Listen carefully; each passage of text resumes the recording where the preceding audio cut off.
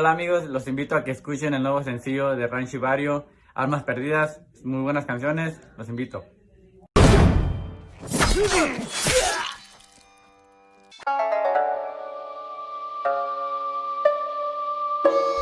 So this weekend we got a big fight coming up. Gervonta Tank Davis versus Leo Santa Cruz.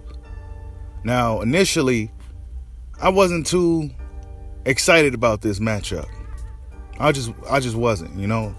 I felt that this was an easy type of fight for Tank, you know, and you know, it was the same thing with Tank. You know, another Hispanic fighter. No offense or nothing like that, but I'm just saying that seems to be the path that they're taking in regards to building Tank Davis into a star. You know, we haven't seen him in there with any, you know, black fighters at all. And for me, that's something that I need to see. You know what I'm saying? I need to see if you can handle the natural athleticism, the speed, the explosiveness, the reflexes that most black fighters tend to have. And when you fighting the same type of opponents, it leads me to believe that, you know, they may see something that you're not ready for yet. And with Leo Santa Cruz, I'm like, this dude is a 126 pounder, blah, blah, blah. But until I recently seen the All Access or whatever, and I seen how big Leo Santa Cruz was, and I seen the way he was throwing them shots, I'm like, oh shit, this might get interesting. And for Tank, this whole camp early on was him being out of shape. You know, he came into camp out of shape.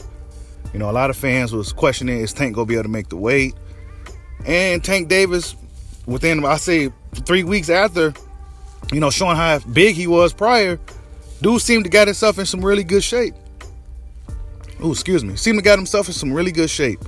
And we're gonna see, you know, because it seemed like him being with Mayweather is the smart thing to do. When he's at home in Baltimore, you know, he tried to do everything himself and he ends up missing weight, and he didn't look too good to me in his last fight against a hobbled Gamboa, an old hobbled Gamboa. He didn't look good to me. Okay, but because I feel that Tank could do a lot better. I feel that he could have looked a lot better against a guy like Gamboa. I feel that my expectations for a guy like Tank is pretty high because I see the talent that he has. I see the potential that he has. So my expectations is a little bit different for a guy like Tank. And I expected him to really go out there and really make an impressive statement against Gamboa. But, you know, we know Tank Davis has, you know, some type of discipline issues to where he's not, you know, he gets out of shape and, you know, he don't really live a fighter's lifestyle unless he got a fight coming up. But now that he got with Mayweather, you know what I'm saying, something that he seemed reluctant on doing early on, I think this is the right thing for him to do. Even if he don't agree with a guy like Floyd, the narcissist personality that he has and all that shit, even if he don't agree, Floyd Mayweather is a master in the art of boxing. He's a master at boxing.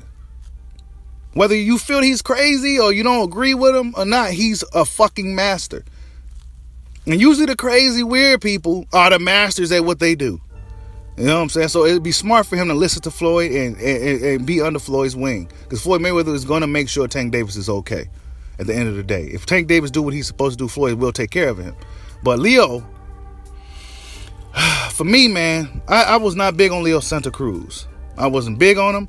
Well, really what it was how they did Rigondeaux back in the day. That left a really, really sour taste in my mouth for years. How these guys just openly avoided Rigondeaux. I thought it was weak. You know what I'm saying? I thought it was really weak of them. So I felt some type of way about Leo, even though he's a super nice guy. You know what I'm saying? Probably one of the nicest dudes in boxing. So that's why it's really hard for you to really get at a guy like Leo. He's not like a Billy Joe Saunders where he'd be on some cowardly bullshit and he talks shit. No, Leo's a super nice guy. Awesome person. You know what I'm saying? He kind of just stays to himself, quiet, don't really, you know, do any talking and hooping and hollering and nothing. You know, none of that bravado stuff. Just a real mild-mannered, cool, laid-back dude. A cool California dude. You know what I'm saying? And but when I looked at him training for this fight, and I seen how big he was. He's 5'7.5", so he's pretty much 5'8" with a 68-inch reach, right? Tank Davis 5'5.5", they say, and with a 66-inch reach. So Tank Davis is the smaller man in this fight. regardless of Tank Davis fought at 135 or not, he is the smaller man in stature. Leo looked pretty big to me when I seen him training for this fight. He looked big. He looked like he's really motivated to make a statement against Tank. And if Tank Davis underestimates this guy, or he takes him lightly, or think Leo's some chump, I think he's going to be surprised. And this is me feeling different from how I did 2 weeks ago. I felt Tank was going to watch this dude. But after I sat back and, watched Leo's little career resume thing, and I checked him out, I'm like, man, you know what? Leo may got a chance. Because I seen things in his style that could possibly give Tank trouble. If Leo can handle Tank Davis's power, that fight would be very interesting. Because we know Leo can go a hard 12. We know he's a high action fighter. Throws a lot of punches. And he's actually a lot better than people will give him credit for, honestly. You know what I'm saying? When you look deeper into Leo Santa Cruz, he's a lot better than people give him credit for. A 4-division champion. You know what I'm saying? If he beats Tank, he'll be a 5-division champion. For some reason, there's 2 different belts and 2 different weight classes on the line. That's kind of weird, but I'm not going to question it. They're giving us a fight. You know what I'm saying? I'm not going to complain too much about it. I'm pretty excited about it to see how Tank Davis looks. I'm pretty excited to see how Leo Santa Cruz looks against a guy like Tank. So, in the end of the day, if you're a real fight fan, sometimes when we hear about certain fights, we're like, man, we don't really care for that. But then once that fight week comes, you're like, man, I can't wait to see this shit. A lot of you dudes right now saying, we don't want to see Blood fight Kell Brook, but wait till fight week. You can be like, oh, man, I can't wait to see this damn fight. Because we fight fans at the end of the day. We complain, we talk shit. But at the end of the day, man, when it's a good fight with 2 named fighters coming in there, we going to be tuning in to see it. You know what I'm saying? As far as the winner, it'll be smart to pick Tank Davis, right? That's the natural pick for most people. Tank Davis, he's the puncher. He's 23-0 with 22 knockouts. He's that guy, right? But this fight could get interesting, man. I got Tank winning, honestly, I do. But I wouldn't be surprised if Leo Santa Cruz really, really made it interesting. You know what I'm saying? To the point where it went to a decision and it was anything could happen, man. Honestly, this is boxing. This is the fight game. Anything could happen. If Leo Santa Cruz is well prepared, if he comes in there with the mentality that I'm going to go out there and beat this dude, you know what I'm saying? If he go out there like this is his last effort, he could beat Tank. You know what I'm saying? We never seen Tank really pressured.